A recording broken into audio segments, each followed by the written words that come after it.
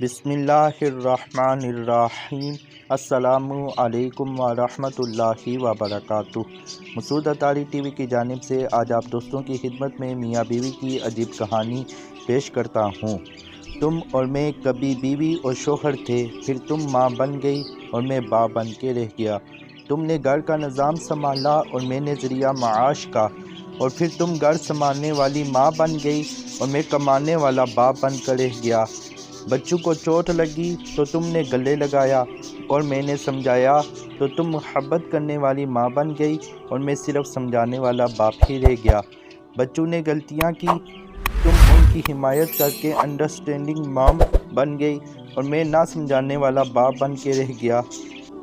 بابا ناراض ہوں گے یہ کہہ کر تم اپنے بچوں کی بیسٹ فرینڈ بن گئی اور میں غصہ کرنے والا باپ بن کر رہ گیا۔ تم سارا دن بچوں سے راز و نیاز کرتے ہوئے اپنا مستقبل محفوظ بناتے ہوئے بچوں کی ذہنوں میں گڑ کرتی چلی گئی اور میں فقط گھر کا مستقبل بنانے کے لیے اپنا آج برباد کرتا چلا گیا۔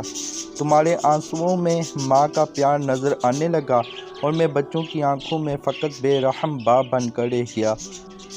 تم چاند کی چاندنی بنتی چلی گئی اور پتہ نہیں کب میں سورج کی طرح آگ اگلتا باپ بن کر رہ گیا۔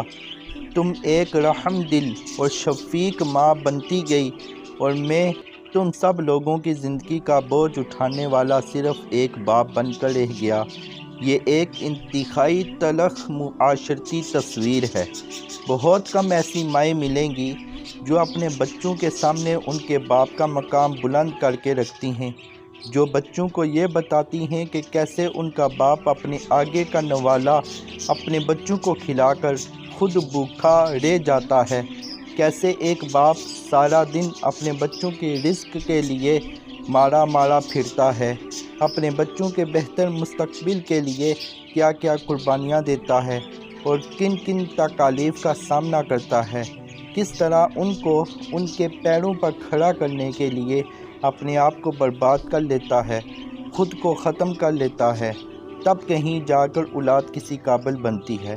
مگر اولاد کو یہ بتاتے اور سمجھانے والی مائیں ان کو یہ نہیں بتا پاتی، اسی لیے اولاد اس وقت تک اس بات کو سمجھ ہی نہیں پاتی جب تک وہ خود باپ نہ بن جائے، اور تب تک بہت دیر ہو چکی ہوتی ہے۔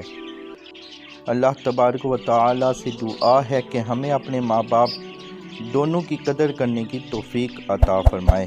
آمین بجاہ النبی الامین صلی اللہ تعالی علیہ وآلہ وصحبہ وبارک وسلم۔